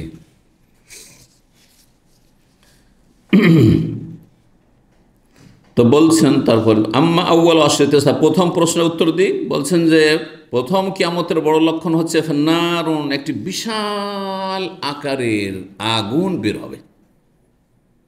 জি, আগুন প্রকাশ পাবে, ছোট মোটো নয়। তাহশরুহুম, সারা বিশ্বের সমস্ত মানুষকে একত্র করবে মিনাল মাশরিক, পূর্ব থেকে পশ্চিম দিকে তাড়িয়ে নিয়ে আসবে। এ আগুন কোত্থেকে বেরোবে? মিন কারে আদান, অন্য রেবায়তে রয়েছে আদান যে এমানে রয়েছে তার একটি গভীর গর্ত থেকে, হ্যাঁ গভীর জায়গা থেকে। আর তার পূর্ব দিক থেকে পশ্চিম দিকে সারা বিশ্বে ছড়িয়ে পড়বে, আর পূর্ব দিক থেকে পশ্চিম দিকে তাড়িয়ে নিয়ে যাবে, আর সব একত্রিত হবে গিয়ে শাম দেশে। এটা প্রাথমিক হাসর। অনেকেই এই ব্যাখ্যা বুঝতে গিয়ে ভুল করার বলে হাসরের ময়দান হবে শাম দেশে, মানে প্যালেস্টাইন আর সিরিয়া আর জর্ডনে নাকি, না, ভুল কথা। এটা হচ্ছে প্রাথমিক হাসর, প্রাথমিক একত্রিতকরণ। কিন্তু সারা বিশ্বের মানুষ আদম থেকে শুরু করে কিয়ামত পর্যন্ত কত মানুষ, আজকে পৃথিবীতে মানুষকে অনেক দেশ আর জায়গা দেওয়া যায় না, এত সংখ্যা বেশি। চীনের মতো দেশ, ভারতের মতো দেশ, বাংলাদেশের মতো দেশ, হ্যাঁ কত জনবহুল দেশ, তাই না? এই তো এই যুগেই শুধু, তাহলে চিন্তা করো তো আদম থেকে কত মানুষ দুনিয়া থেকে চলে গেছে, আর কত মানুষ পৃথিবীতে এখন আছে, আর কত মানুষ আরও কিয়ামত পর্যন্ত আসবে, আর সবকে ছোট্ট একটা সামদেশে জায়গায় দিয়ে দেবেন আপনি? যুক্তিসঙ্গত কথা হইতে হবে। তাহলে এটিও সেই হাসরের মাঠ না, যেটা পৃথিবী ধ্বংসের পরে নতুন জমিন আল্লাহ কায়েম করবে। এটা কোরআনে রয়েছে, ইয়ামাতো বাদ্দাল আরদু গায়রাল আরদি ওয়াস সামাওয়াত। যখন এই জমিন ছাড়া, আকাশ ছাড়া এইগুলোকে সব ধ্বংস করে করলো, মান আলেফ, সব ধ্বংস হয়ে গিয়ে নতুন জমিন, নতুন আকাশ আল্লাহ সৃষ্টি করবেন, তাতে হাসর হবে, তাতে হবে হাসর, বড় হাসর যেটি। তো এখানে এই আগুন তাড়িয়ে নিয়ে যাবে ওদেরকে। ওয়ামা ওয়াল তো আমিন, সর্বপ্রথম খাবার যা জান্নাতীরা খাবে, ফাজদিয়াদাত কাবেদুল হুত, সেটি হবে মাছের কলিজার বাড়তি অংশ। কলিজায় একটা দিকে সাইডে একটু বেড়ে থাকে, ওই বাড়তি অংশটুকু, ওইটা আরও বেশি টেস্টের, ওইটা আরও বেশি উপকারী। সেই জন্য মাছ কেন দেখেন, মাছে সাইড এফের ক্ষয়ক্ষতি কম, কিন্তু যে কোনো গোস্ত খান লাভের চাইতে ক্ষতি বেশি, ঠিক না? জান্নাতি খাবার দেওয়া হবে। সুতরাং মাছ খেতে অভ্যস্ত হন। এ গরু বেশি বেশি খাওয়ার অভ্যাস ছাড়েন, যাদের বিশেষ করে বয়স এখন 30 পার হয়ে যাচ্ছে, আজকাল 25-এ হার্ট অ্যাটাক হয়ে যাচ্ছে, বুঝছেন না? সুতরাং সতর্ক, সাবধান। খান প্রয়োজনে, সপ্তাহে একদিন খান, 15 দিন একদিন, মাসে 2 বার খান, একবার খান, কোনো অসুবিধা নেই, আপনি সারা জীবন খেতে পারবেন। তাই কিন্তু এত খেলেন, যখন গরু পেলেন এতগুলি, 1 কিলো 1.5 কিলো গোস্ত, আমাদের সে মূর্খামি আছে। কোরবানির গোস্ত কোনো ক্ষতি হয় না, যত পারো খাও। ছোটকালকার কথা এগুলো, তাই না? এগুলো মূর্খদের কথা। এগুলো যারা কৃষি কাজ করে, হ্যাঁ পাহাড় ভাঙা কাজ করে, সুতরাং তাদের তো রাত দিন এত ঘাম বইছে, গরু গোস্ত খেলেও কিছু হবে না ওদের। কিন্তু আপনার মতো আমার তো বসে থাকা লোকের ওটাই না। তো বলছেন হুত বড় মাছকে বলা হয়, সামাক ছোট বড় সব মাছকে, কিন্তু হুত বলা হয় বড় বিশাল মাছ। মাছের কলিজার বাড়তি অংশটুকু হবে। ওয়াম্মাল ওয়ালাদ, আর ছেলে মেয়ে কেন বাপের আকার ধারণ করে, কখনো কখনো মায়ের আকার ধারণ করে। ফাইজা সাবাকা মাউর রাজল মা আলমার আতে, যদি পুরুষের বীর্যপাত স্ত্রী বীর্যপাতের আগে ঘটে, তা নাজাল ওয়ালাদু, তাহলে নাজাল ওয়ালাদা, তাহলে পুরুষ মানে হ্যাঁ বাপ কি করে, নিজের দিকে নিয়ে চলে যায়, তা বাপের আকৃতি ধারণ করে। ওয়াইজা সাবাকা মাউল মার আতি, আর সহবাসের সময় যদি নারীর বীর্যপাত আগে হয়, মা আর রাজলে পুরুষের আগে, নাজাতিল ওয়ালাদ, তাহলে স্ত্রী স্ত্রীর আকার তখন মায়ের আকার ধারণ করে, মানে স্ত্রী তখন বাচ্চাকে নিজের দিকে টেনে নেয়। নাজা আনজা মানে টেনে নেওয়া, নিজের দিকে টেনে নেয়, নিজের আকৃতির দিকে। আলা, তখন আব্দুল্লাহ সাহেব আশহাদু আল্লাহ ইলাহা ইল্লাল্লাহ, সাক্ষ্য প্রদান করছে আল্লাহ ছাড়া কোনো সত্য মাবুদ নেই, ওয়া আন্নাকা রাসূলুল্লাহ, আপনি নিঃসন্দেহে আল্লাহ রসুল। কেন পড়ে মুসলমান হয়ে গেলেন? জি। আলা ইয়া রাসূলুল্লাহ, বলে আল্লাহ ইন্নাল ইয়াহুদা কওমুন বহুতুন, ইয়াহুদি জাতি বড়ই কুৎসা রটনাকারী জাতি, বড়ই মিথ্যাবাদী জাতি। এর আগে মিথ্যা বলতে একটু দ্বিধা হয় না। বাতিলপন্থীদের ধর্মই হচ্ছে মিথ্যার, বেদাতির ধর্মই কায়েম আছে মিথ্যার। জালজয়ীফ হাদিস, জালজয়ীফ হাদিস মানে কি? মিথ্যা হাদিস। হ্যাঁ, তো মিথ্যা, তারপর কিচ্ছা কাহিনী, স্বপ্নের কিচ্ছা কাহিনী, কেরামতির কিচ্ছা কাহিনী, এই পীর এই করেছে, ওই পীর এই করেছে, সব যত বাতিল আছে, সে মুসলিম উম্মার বাতিল ফিরকাগুলি হোক অথবা অমুসলিম কাফের বাতিলপন্থীরা হোক, এদের ধর্মই প্রতিষ্ঠিত আছে কিসের ওপর? মিথ্যার উপর। তাদের আকীদা বিশ্বাসগুলি হচ্ছে মিথ্যা ধারণা, সব মিথ্যা ধারণা। তাদের ধর্মকর্ম, হ্যাঁ, এগুলির মাধ্যমে ভগবান পরমেশ্বর ঈশ্বরের কাছে পৌঁছবে, সব মিথ্যা ধারণা। হ্যাঁ, দেব দেবী প্রতিমা এগুলি হচ্ছে তাদের ওসিলা। সরস্বতী বিদ্যার দেবী, হ্যাঁ, লক্ষ্মী হচ্ছে আপনার, হ্যাঁ, রুজির দেবী। এগুলো সব মিথ্যা কথা, সব মিথ্যা কথা। তো বাতিল পন্থীদের ধর্মই প্রতিষ্ঠিত আছে মিথ্যার উপর। সর্বপ্রথম আল্লাহ, হ্যাঁ, নবীর নূর পয়দা করেছেন, মিথ্যা কথা, মিথ্যা ধর্ম। শয়ে বরাত, ভাগ্য রজনী, মিথ্যা ধর্ম। হ্যাঁ, না না না, ভাগ্য রজনী লাইলাতুল কদর, রমজান মাসে। এক এক করে দেখবেন যত বাতিল ফিরকে আছে আর যত বাতিল, হ্যাঁ, কুফরি মতবাদ আছে, সবগুলি মিথ্যা। এই যে যতগুলি থিওরি ইজ মতবাদ রয়েছে, সমাজতন্ত্র আর অমুকতন্ত্র মন্ত্র, সব হচ্ছে বাতিল, মিথ্যা, বাতিল সব। ইসলাম ছাড়া সব বাতিল। ফাস আলহুম, তাদেরকে জিজ্ঞাসা করেন, আন্নি, আমার সম্পর্কে, কাবলা ইয়ালাম ইসলাম, আমার ইসলাম গ্রহণ সম্পর্কে জানার আগে কিন্তু জিজ্ঞাসা করেন কী মন্তব্য করছে, তাহলে পজিটিভ পাবে, প্রশংসা করবে। ফাজাতুল ইয়াহুদ, কিছুক্ষণ পর ইহুদিরা এসছে। নবী সাল্লাল্লাহু আলাইহি ওয়াসাল্লাম বললেন, আইয়ু রাজুলিন আব্দুল্লাহ বিন সালাম ফিকুম, তোমাদের মাঝে আব্দুল্লাহ বিন সালাম কেমন লোক? তখন তারা বলল, খাইরুনা ওয়াবনু খাইরানা, সে তো ভালো মানুষ আর আমাদের ভালো মানুষের সন্তান। ও আফজাল, আমাদের মধ্যে সবচেয়ে শ্রেষ্ঠ, আফজালে না, এবং সবচেয়ে শ্রেষ্ঠ ব্যক্তির, হ্যাঁ, কৃতি সন্তান। ফাকাল নবী সাল্লাল্লাহু বলেন, আরায়তুম, আচ্ছা বলো তো, ইন আসলাম আব্দুল্লাহ বিন সালাম, আব্দুল্লাহ বিন সালাম যদি ইসলাম গ্রহণ করে নেয় তো তোমাদের মতামতটা কি? কালু, তখন তারা বল, আযাহুল্লাহু মিন যালিক, আল্লাহ তাকে পানাহ দিক, আশ্রয় দিক, যেন এমনটা না হয়। ফাআদা আলাইহিম, নবী আবার বললেন, বলো যদি আব্দুল্লাহ বিন সালাম মুসলিম হয়ে থাকে তাহলে তোমাদের মতামত কি? ফাকালু মিসলা, ওই রকমই তারা বলল যে আল্লাহ তাকে রক্ষা করুক, এমনটা যেন না হয়। ফাখারাজ, আব্দুল্লাহ বিন সালাম একটু লুকিয়েছিল। অন্য হাদিস আছে, নবী বললেন, আব্দুল্লাহ বেরিয়ে আসো। আব্দুল্লাহ বেরিয়ে আসলেন, বললেন, আশহাদু আল্লা ইলাহা ইল্লাল্লাহ ওয়া আশহাদু আন্না মুহাম্মাদান রাসূলুল্লাহ, তাদের সামনে একবার ঘোষণা করে দিয়ে ইসলামের। কালু, সাথে সাথেই তারা বিরূপ মন্তব্য, শাররুনা, আমাদের মাঝে নিকৃষ্ট ব্যক্তি, অবনু শাররুনা, নিকৃষ্ট সন্তান। ও তানাক্কাসুহু, তারা তার মানহানি করলো, তুচ্ছ তাচ্ছিল্য করলো। তানাক্কাসুহু মানে নাকাস মানে কমিয়ে দাও, মানে মান সম্মান নষ্ট করা, অপমান করলো, অপদস্থ করলো। কাল তখন আব্দুল্লাহ সাল বলে, হাযা কুনতু আখাফু ইয়া রাসূলুল্লাহ, আমি এটা কি ভয় পাচ্ছিলাম যে যদি জানতে পারে যে আমি মুসলিম হয়েছি তাহলে দেখবে যে আমার বদনাম করবে। এই জন্য আগেই আমার সমাজের কাছে শুনলেন যে আমি কেমন লোক, আর তারপরে এখন শুনলেন, দুটো মিলে পাশাপাশি, কয়েক হয়তো মিনিটও হয়নি, হয়তো এর মধ্যেই, হ্যাঁ, মত পরিবর্তন হয়ে গেছে।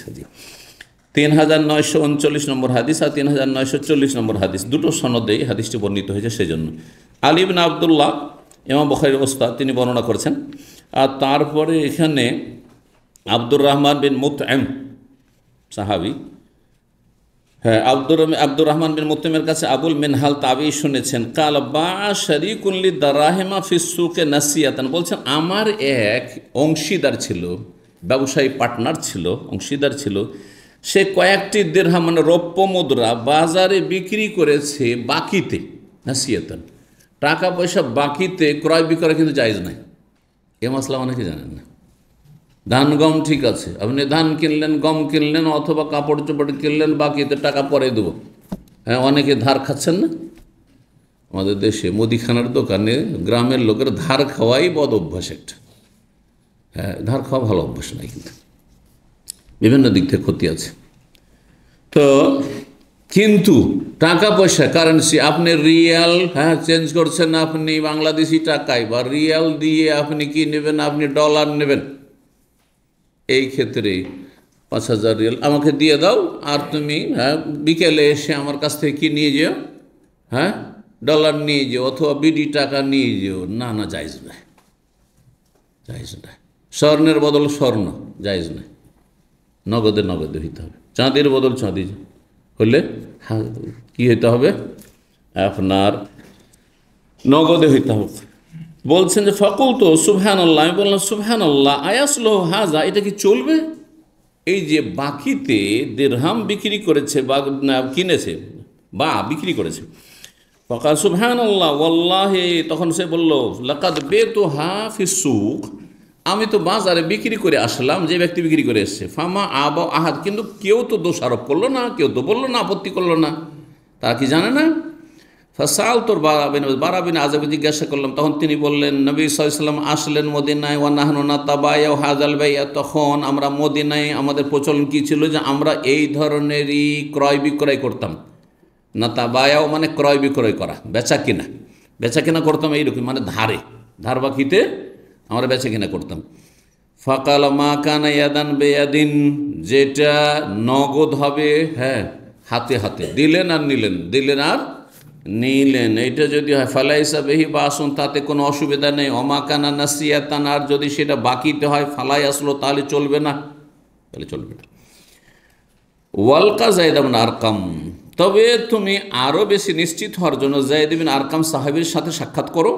ফাস আলুহা, তাকে জিজ্ঞাসা করো, ফাইন্নাহু কানা আযামানা তিজারাতান, কারণ সে আমাদের মধ্যে বড় একজন ব্যবসায়ী, সুতরাং ব্যবসা বাণিজ্যের মাসলা মাসাইল তিনি বেশি জানবেন।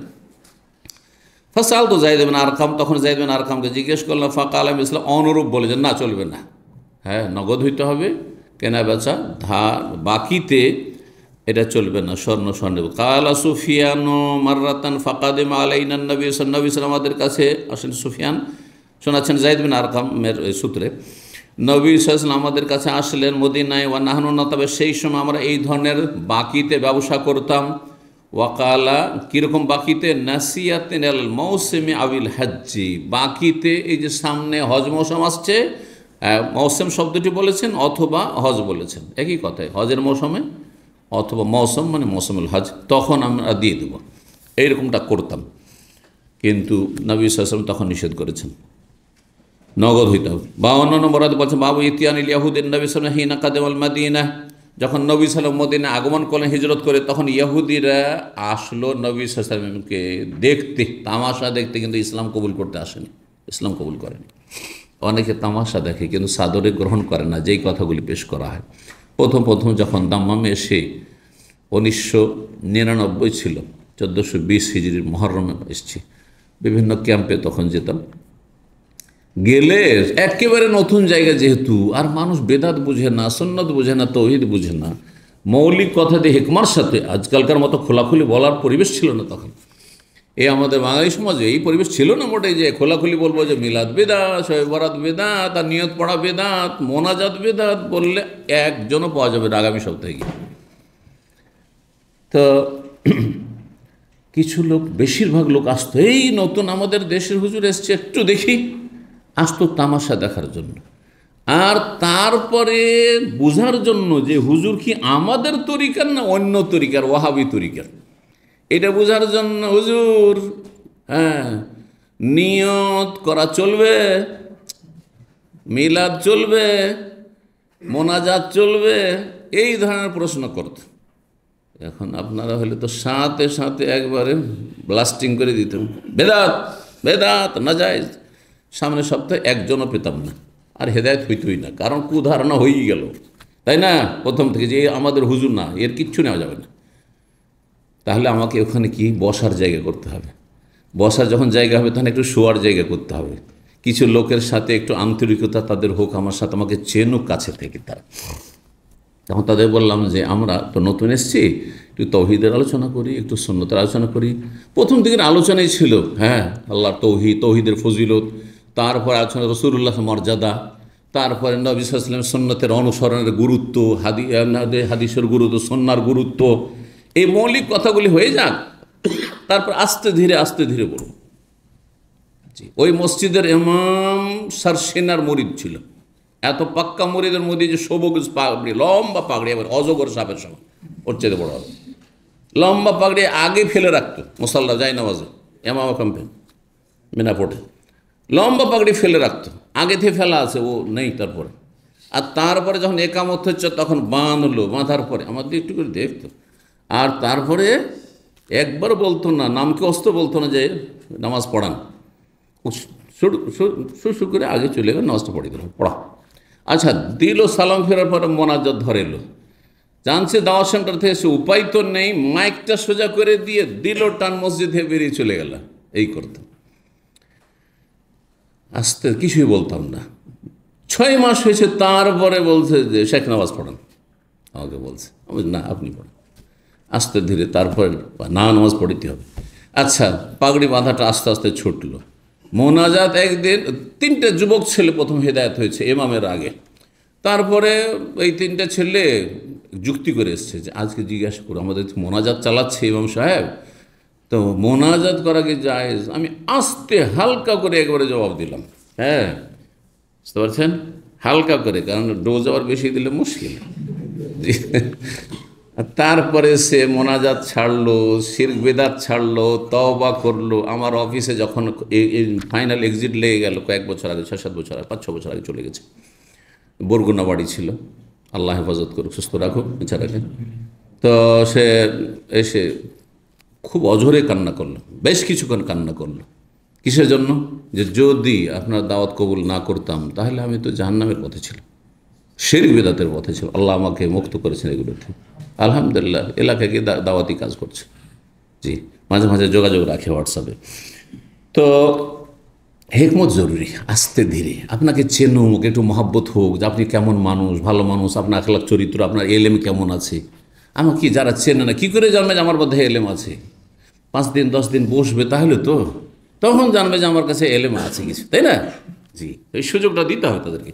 তো ইহুদিরা নবী সাল্লাল্লাহু আলাইহি ওয়াসাল্লামের কাছে আসলো তামাশা দেখার জন্য, আর দেখার পরে সাথে সাথে না না এর কথা শুনবো না, হিংসা। আরে আমাদের বংশে কেন আসলো? নবী আসবে, শেষ নবী আমাদের বংশে, ইসরাইল বংশে কেন গেল? এই হিংসাতে তারা ইসলাম কবুল করেনি।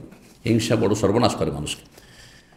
সূরা বাকারা আয়াত নম্বর 62 রয়েছে যে হাদু, হ্যাঁ, ইন্নাল্লাযিনা হাদু মানে যারা ইহুদি হয়েছে, হাদু মানে সারু ইয়াহুদান, যারা ইহুদি হয়েছে। তাহলে আল্লাহ ইহুদি নামটা দেয়নি, তারা ইহুদি নাম নিজেরা নামকরণ করেছে। এইরকম নাসারা, খ্রিস্টান নাম আল্লাহর দেওয়া নাই, তারা নিজেরা নিজের নাম ইন্না নাসারা, কালু ইন্না নাসারা, তারা নিজেকে খ্রিস্টান বলেছে। আল্লাহ রাব্বুল আলামিন তাদেরও নাম মুসলিম দিয়েছিলেন। যেমন হ্যাঁ, আজকাল কিছু লোক নিজেকে বলছে রেজভি, হ্যাঁ, কিছু লোক নিজেদেরকে বলছে শিয়া, হ্যাঁ, কিছু লোক নিজেদের বলছে ইমামিয়া, আমরা হচ্ছি এই নোসাইরি, তো আমরা হচ্ছি আগা খানি, আমরা হচ্ছি বোহরা, বোঝা গেছে না?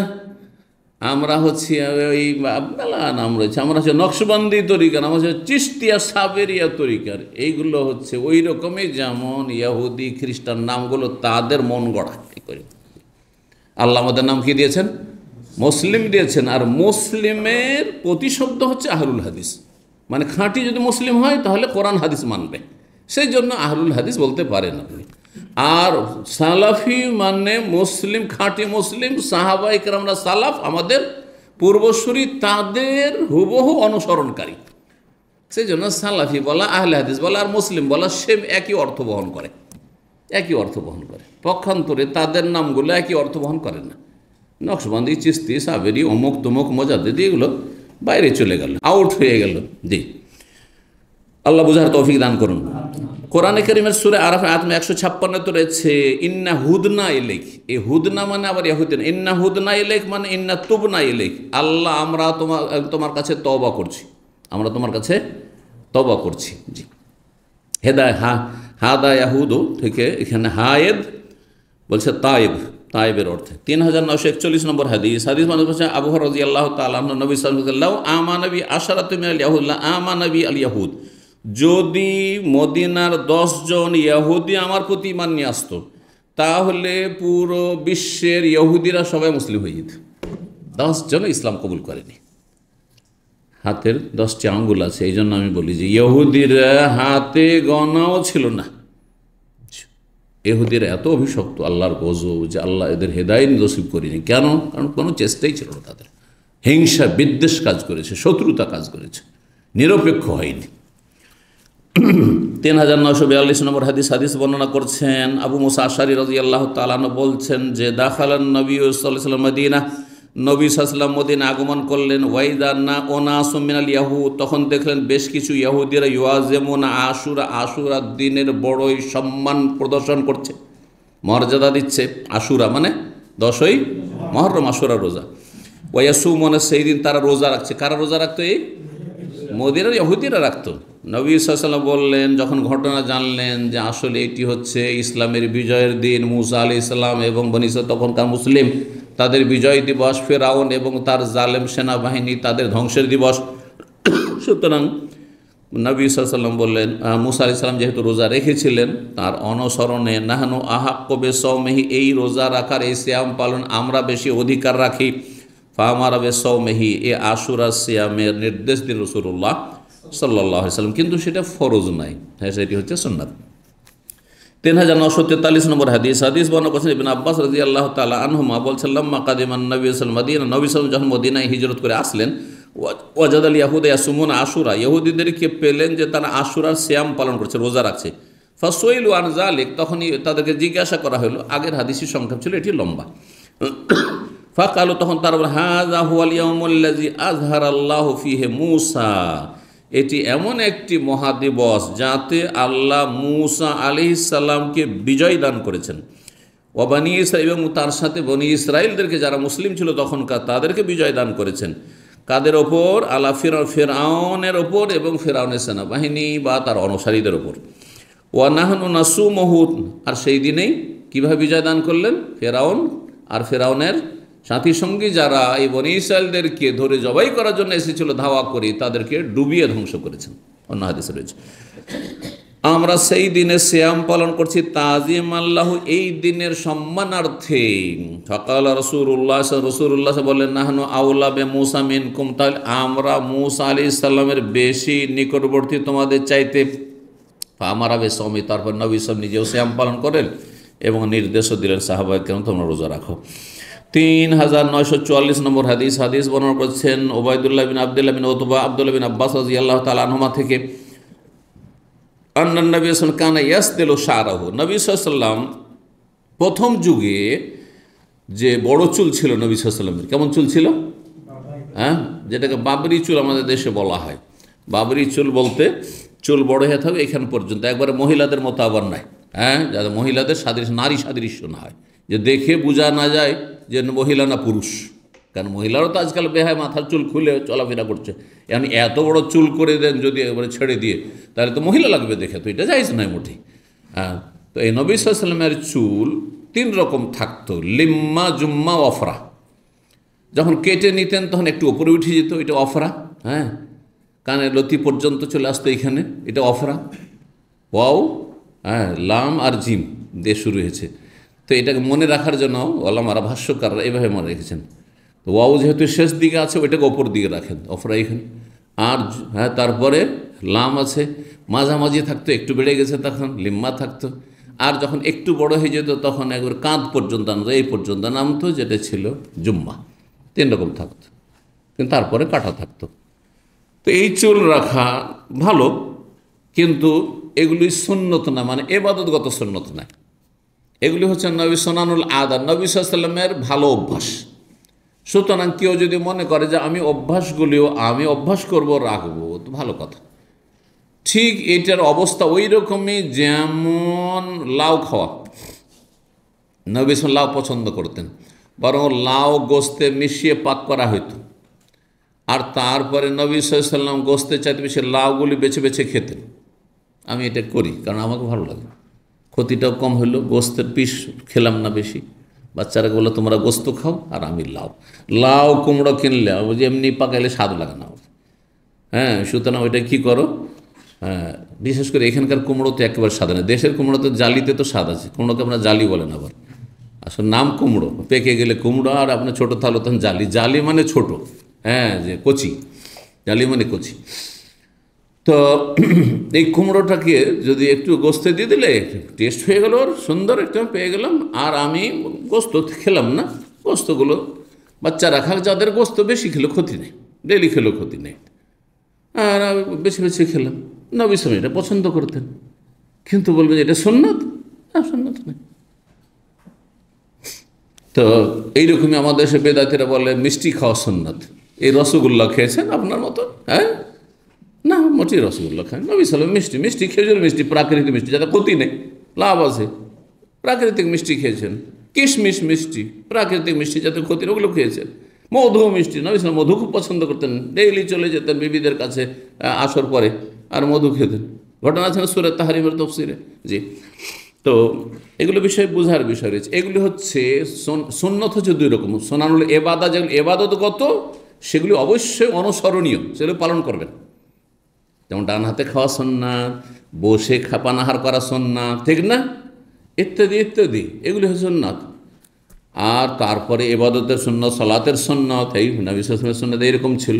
কিন্তু পোশাকের সুন্নাত, তাহলে ইহরামের কাপড় পরে ঘোরাফেরা করেন, কারণ নবী সাল্লাল্লাহু ইহরামের মতো হুল্লা পড়তেন, করেন না কেন? হ্যাঁ, আজকাল আমাদের দেশের আলেম সমাজ অধিকাংশ পাঞ্জাবি পরে। নবী সাল্লাল্লাহু পাঞ্জাবি পরেছেন নাকি? নামটাই তো পাঞ্জাব, পাঞ্জাব থেকে পাঞ্জাবি, ঠিক না? তাহলে বোঝা গেল যে আসলে এগুলো সুন্নত না, ভুল বুঝিয়েছে যেগুলো সুন্নতি পোশাক। ঠিক। তো যাই হোক, ও এবাদতগত সুন্নতগুলি করতে হবে। আর যেগুলো অভ্যাসগত সুন্নত, নবী সাল্লাল্লাহু আলাইহি ওয়াসাল্লাম কিছু কাজ পছন্দ করতেন, হ্যাঁ, তো সেটা আপনার ইচ্ছা। যেমন চুল মাঝখানে সিথি কেটেও আপনি রাখতে পারেন, হ্যাঁ, এভাবে। আবার চুলকে আপনি এমনি ফেলে দিলেন, আপনি পেছন দিকে ফেলে দিলেন। নবী সাল্লাল্লাহু আলাইহি ওয়াসাল্লাম দুই রকমই করতেন। প্রথম দিকে এমনটা করতেন, চুল পেছন দিকে ছেড়ে দিতেন, ফেলে দিতেন, আর তারপরে তখন সিথি কেটেছেন। দুটোই জায়েজ। যে এটা সুন্নাত আর ওইটা সুন্নত নয়, না। বলছেন যে নবী সাল্লাল্লাহু আলাইহি ওয়াসাল্লাম কী করতেন, কানা ইয়াসদিলু শা'রাহু, প্রথম তার চুলগুলিকে পিছন দিকে ফেলতেন, সিথি করে উল্টে রেখে দিতেন। ওয়াকান আল মুশরিকুনা ইয়াফরিকুনা রুসুম, মক্কার কাফের মুশরিকেরা তারা সিথি কাটাও দুই রকম। আবার আমাদের দেশে আগের মহিলার সিথি কাটতো মাঝখান দিয়ে, কিন্তু পুরুষরা সাধারণত সিথি কাটে এক সাইডে, ডানে না হয় বামে। এখন কিছু মহিলা ওইরকম করছে, যাই যাচ্ছে, অসুবিধা নেই। এটা বলতে পারেন না যে না এটা মডার্ন হয়ে গেল তো মুখে, না, যাই যাচ্ছে, সমস্যা নেই। আর কাফের অনুকরণও না এগুলো। তো মুশরিকরা এরকম করতো। ওয়াকান আহলুল কিতাব ইয়াসদিলু রুসুম, আহলি কিতাব যারা ইহুদি নাসারা, তারা কিন্তু চুলকে পেছনে ফেলে রাখতে হতো। নবী সাল্লাল্লাহু আলাইহি ওয়াসাল্লাম যে বিষয়গুলিতে নিষেধ করা হয়নি, একদিকে মক্কার কাফের একটা কর্ম করছে, তরিকা চলছে, মানে চুলকে কি করছে, তারা সিথি কাটছে। আর ইহুদি নাসারা কি করছে, চুলকে সিথি কাটছে, হ্যাঁ, ফাঁক করে দুই ভাগ করছে। তো নবী সাল্লাল্লাহু আলাইহি ওয়াসাল্লাম কি করতেন, আহলি কিতাবরা পেছন দিকে ফেলে রাখতেন। উল্টা করে দিয়েছিলাম নাকি? আহলি কিতাবরা পেছনে ফেলতে বলছে। ওয়াকান আহলুল কিতাব ইয়াসদিলুনা রুউসাহুম, আহলি কিতাব ইহুদি নাসারা চুলকে পেছন দিকে ফেলে রাখতো, আর মক্কার মুশরিকেরা চুলে সিথি কাটতো। নবী সাল্লাল্লাহু আলাইহি ওয়াসাল্লাম কি করতেন, ইউহিব্বু মুওয়াফাকাত আহলিল কিতাব, আহলি কিতাবদের অনুসরণ পছন্দ করতেন, ফিমা লা ইউমার ফিহি বিষয়, যেই বিষয়ে কোনো বাধা নিষেধ নেই। যেমন বাধা নিষেধ নেই, যেমন ইহুদি খ্রিস্টানরা করছে ওই রকমটা করো, কারণ তারা এই পৌত্তলিক মূর্তির পূজারীদের চাইতে ভালো, যদিও দুটোই কাফের, হ্যাঁ, কারণ এদের কাছে অন্তত আসমানি কিতাব আছে, বিকৃত হইল। জি। সুম্মা ফারাকান নবী সাল্লাল্লাহু আলাইহি ওয়াসাল্লাম, তারপরে নবী সাল্লাল্লাহু আলাইহি ওয়াসাল্লাম শেষ দিকে কি করতে লাগলেন, পরে মদিনায় আসার পরে চুলের সিথি কাটতে লাগলেন। জি। 3945 নম্বর হাদিস বর্ণনা করেছেন ইবনে আব্বাস রাদিয়াল্লাহু তাআলা আনহুমা, বলছেন, হুম আহলুল কিতাব, আহলি কিতাব যারা ইহুদি খ্রিস্টান, তারা তাওরাত ইনজিলকে কি করেছে, তারা সুবিধাবাদী হয়েছে এই ক্ষেত্রে, যেটাতে লাভ সেটা আমল করেছে, যাতে ব্যাঘাত ঘটছে স্বার্থে সেটা ছেড়ে দিয়েছে। আজকাল অধিকাংশ মুসলিমদের অবস্থা, ধর্মকর্ম কতটা করে, সুবিধাজনক ধর্মগুলি করে। হ্যাঁ, মক্কা আসলে মুসল্লি হয়ে গেল, বড় বড় নাস্তিকগুলো এসে মুসল্লি হয়ে যাচ্ছে, তাই না? এই কয়েকদিন হজ শোক টোক বালা মুসিবত নেমে এসে মুসল্লি হয়ে গেল। আর তারপরে যখন গেল মদের আসরে গেল, আর ওই হারাম খোরদের কাছে অসৎ চরিত্রের লোকদের সাথে মিলত, তাদের মতো হয়ে গেল। জি। এইদিকে ধরেন ব্যক্তি জীবনে কিছু ধর্মকর্ম করছে, আর ওই দিকে ইসলাম বিরোধী কর্মকাণ্ডে লিপ্ত রয়েছে। জি। তো এটা ইহুদি নাসারাদের চরিত্র, সুবিধাবাদী হয়ে ধর্ম পালন করা। বলছে হুম আহলুল কিতাব, আহলি কিতাব ইহুদি খ্রিস্টানরা, জাজ্জাউহু আজজা, তারা তাওরাত ইনজিল আসমানি কিতাবকে তারা কি করেছিল, টুকরো টুকরো করেছিল। কিভাবে টুকরো টুকরো করেছিল, আমানু বিবাযিহি, কিছু অংশ বিশ্বাস করত যেগুলো করব, ওয়া কাফারু বিবাযি, কিছু অংশকে তারা অস্বীকার করেছিল। যেমন আজকাল অধিকাংশ শিক্ষিত জেনারেল শিক্ষিত মুসলিম, সেকুলার মাইন্ডের, আর তারপরে তাদেরকে বলেন ইসলাম একটি পূর্ণাঙ্গ জীবন বিধান না, ইসলাম ধর্মকর্ম করবে মসজিদে, রাজনীতি আলাদা জিনিস, হ্যাঁ অর্থনীতি আলাদা জিনিস, ওখানে সুদ আর এই সুদী ব্যাংকের সাথে আদান প্রদান সহযোগিতা জায়েজ নয়, আর সুদী ব্যাংকের সাথে কারবার অ্যাকাউন্ট খোলা জায়েজ নয়, এসব কথাবার্তা চলবে না তাদের কাছে। বুঝতে পেরেছেন? ধর্ম এইখানে আর মসজিদে। এগুলি হচ্ছে ইহুদি নাসারাদের চরিত্র। তারা কিছু মানত আর কিছুর সাথে কুফরি করত। সর্বশেষ অধ্যায় 53 নম্বর অধ্যায়, বাব ও ইসলামে সালমান আল ফারসি রাদিয়াল্লাহু তাআলা আনহু। সালমান ফারসি রাদিয়াল্লাহু তাআলা ইসলাম গ্রহণ সম্পর্কে এখানে 3টি হাদিস এসেছে, ছোট্ট ছোট্ট হাদিস। 3946 নম্বর হাদিস বর্ণনা করেছেন 2টি সনদে ইমাম বুখারী রাহিমাহুল্লাহ। আর তারপর সালমান ফারসি স্বয়ং বর্ণনা করছেন, বলছে আন্নাহু তাদাওয়ালাহু বিজআতা আশারা রব্বিন মিন রব্বিন ইলা রব্বিন। তিনি ইসলামের জন্য যে তার দেশ সুদূর পারস্য দেশ ইরান থেকে বেরিয়েছেন, আর বেরিয়ে আসার পরে ইসলামের তলাশে, শেষ নবীর তলাশে যে তিনি যে ভ্রমণ করে যাত্রা করেছিলেন, সেই যাত্রায় তিনি যে কত জুলম অত্যাচারের শিকার হয়েছেন, 10 মালিকের হাতে পৌঁছেছেন তিনি, 10 মালিক তার পরিবর্তন হয়েছে, অথচ তিনি একজন ধনকুপরে ছিলেন, তিনি একজন বড় রাষ্ট্রীয় ক্ষমতার প্রভাবশালী মানুষের ছেলে, এত সুখী জীবনযাপন ছিল তার। সেই দেশের অগ্নিপূজকদের সবচাইতে বড় ধর্মগুরুর সন্তান ছিল, জীবনে কোনোদিন কোনো কষ্ট দেখেনি, কিন্তু তার প্রকৃতিতে আল্লাহ ঈমান ইসলাম দিয়ে দিয়েছিলেন। কিছু লোকেরা সামদেশ থেকে আসলো, লম্বা হাদিস বললাম, সেই হাদিসটা যদি ব্যাখ্যা করা যায় মুসনাদ আহমদে আছে।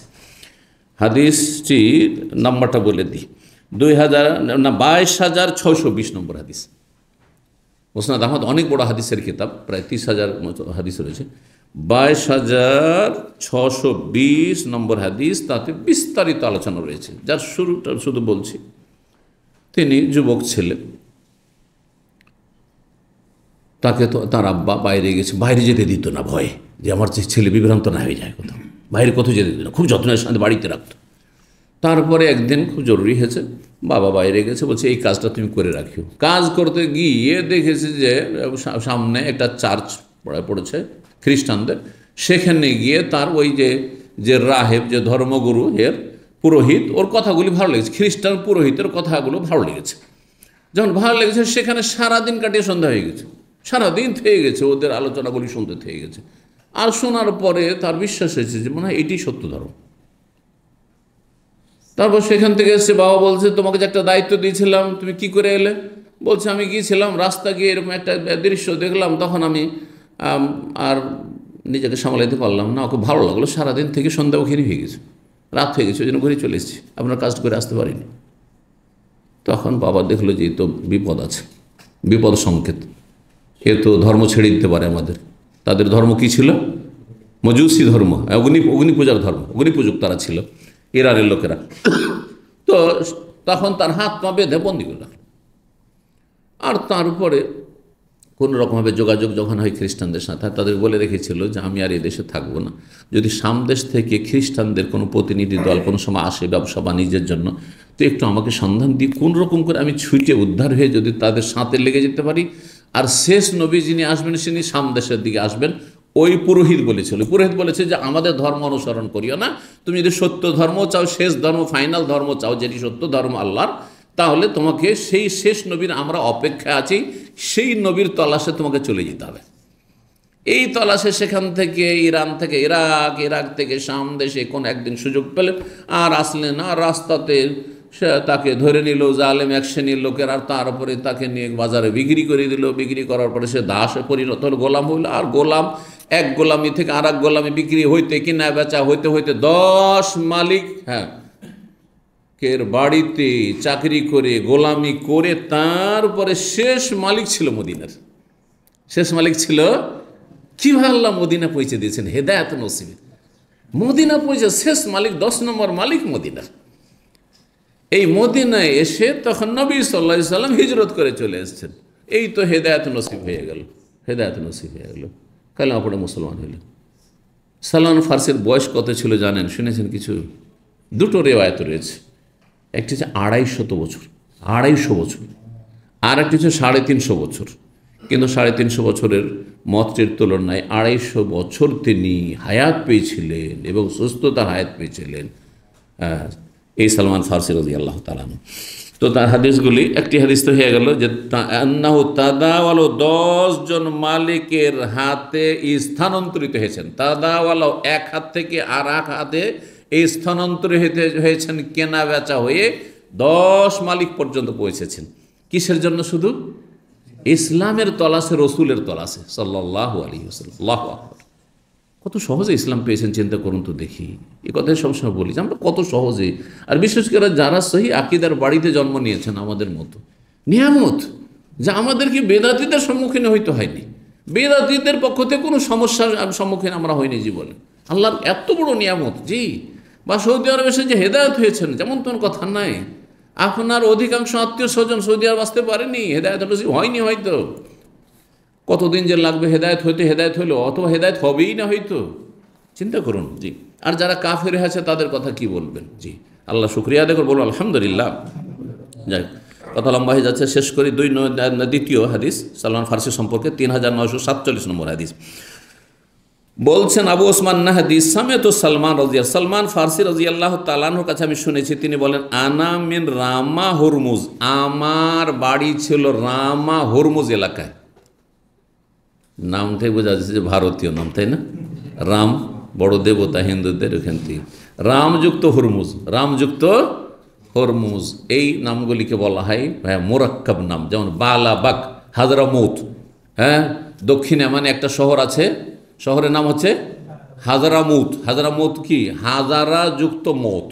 বলছেন সালেহ আলাইহিস সালাম নবী, সালেহ আলাইহিস সালাম তো এই ছিলেন এখানকার আদ সম্প্রদায়ের নবী। কে? হুদ আলাইহিস সালাম। হুদ আলাইহিস সালাম যখন এই হাজারামৌত শহরে এলাকায় পৌঁছিলেন, তখন তার মৃত্যুর সময় ঘনিয়ে আসলে তিনি মারা গেলেন। হাজারা যুক্ত মৌত মানে মৃত্যুর সময় উপস্থিত হয়েছে, হাজির হয়েছে, হাজারা যুক্ত মত। এরকম যুক্ত নাম আরবি ভাষায় রয়েছে, আর আমাদের দেশে যুক্ত নাম আছে। সন্ধি বিচ্ছেদ করলে বোঝা যাবে যে দুটো কথার সমষ্টি। তো এখানে ওই যে রাম হরমুজ এলাকা, রাম হরমুজ এলাকা বর্তমান ইরানে অবস্থিত, বর্তমান ইরান আসবাহান এলাকায় অবস্থিত। 3948 নম্বর হাদিস আজকের এই আনসারীদের পর্বের সর্বশেষ হাদিস। বলছেন সালমান ফার্সি রাদিয়াল্লাহু তাআলা আনহু কাল, তিনি বলেন ফাতরাতুন বাইনা ঈসা ও মুহাম্মাদিন সাল্লাল্লাহু আলাইহি ওয়াসাল্লাম 600 সানা। ঈসা আলাইহিস সালাম এবং মুহাম্মদ সাল্লাল্লাহু আলাইহি ওয়াসাল্লামের সময়কালের মাঝে ব্যবধান হচ্ছে 600 বছরের। 600 বছরের, এটা আনুমানিক কত বছর ছিল? সূক্ষ্ম 570 বছর, 570 বছর বা 71 বছর, এই সেই ছিল। তো এখানে 600 বছর, 570 যখন হয়ে যেত 600 হয়ে গেল, 600 হয়ে গেলে সেই জন্য 600 বছর বলা হয়েছে। এখানে আজকের আলোচনা শেষ করছি। ওয়া জাযাকুমুল্লাহ খাইর। আল্লাহ আপনাদের ভালো করুন, দিন দুনিয়া সার্বিক কল্যাণ দান করুন। এর মাধ্যমে আমাদের দীর্ঘ পর্ব মুহাজিরিন প্রথম ছিল, তাদের ফজিলত, তারপরে আনসারদের ফজিলত, তার আগে ছিল নবী সাল্লাল্লাহু আলাইহি ওয়াসাল্লামের ফজিলত, আর তারপরে দুটো পর্ব, বড় পর্ব রয়েছে। একটা হচ্ছে যুদ্ধের, নবী সাল্লাল্লাহু জামানায় যে যুদ্ধগুলো হয়েছে, তো আর আমরা সিরাতুন নবীতে এগুলো আলোচনা করেছি। আর আরেকটি হচ্ছে তাফসির, কোরআনে কারীমের দীর্ঘ 10 বছর তাফসির করেছি, সেই জন্য সেটাকে আপাতত আমরা স্থগিত করি। কারণ সহিহ বুখারী অনেক বড় হাদিস, যদি আমরা একদিক থেকে এরকম চলতে থাকি আর রিপিট হইতে থাকে, তাহলে 20 বছরও হয়তো শেষ হবে না সহিহ বুখারী। কারণ সপ্তাহে 3 দিন 4 দিন, তার মধ্যে কত গ্যাপও পড়ছে। সেই জন্য আমরা এই দুটো পর্ব ছেড়ে দেবো, মাগাজি যুদ্ধের পর্ব আর তফসিরের পর্ব। আর তারপরে আমাদের পর্ব একটা ছোট্ট রয়েছে ফাজাইলে কোরআন। আমরা সামনে জুমা থেকে ইনশাল্লাহ কোরআনের ফজিলত, কোরআনে কারীমের ফজিলত আলোচনা করব। আর তারপরে তাতে 7-8টি পর্ব হবে। আর ইনশাল্লাহ তারপর কিতাবুন নিকাহ, বিবাহ শাদী, তালাক, এগুলোতে চলে আসবো ইনশাল্লাহ, যেগুলো আমাদের বেশি প্রয়োজন রয়েছে। জাযাকুমুল্লাহ খাইরান। আল্লাহ রাব্বুল আলামিন যেন সহিহ বুখারী পুরো কমপ্লিট করার তৌফিক দান করেন এবং আমাদের সকলকে আল্লাহ উপকৃত করেন কোরআন এবং হাদিস থেকে। ওয়া সাল্লাল্লাহু ওয়া সাল্লাম নবিয়ানা মুহাম্মদ ওয়া আলা আলিহি ওয়া সাহবিহি।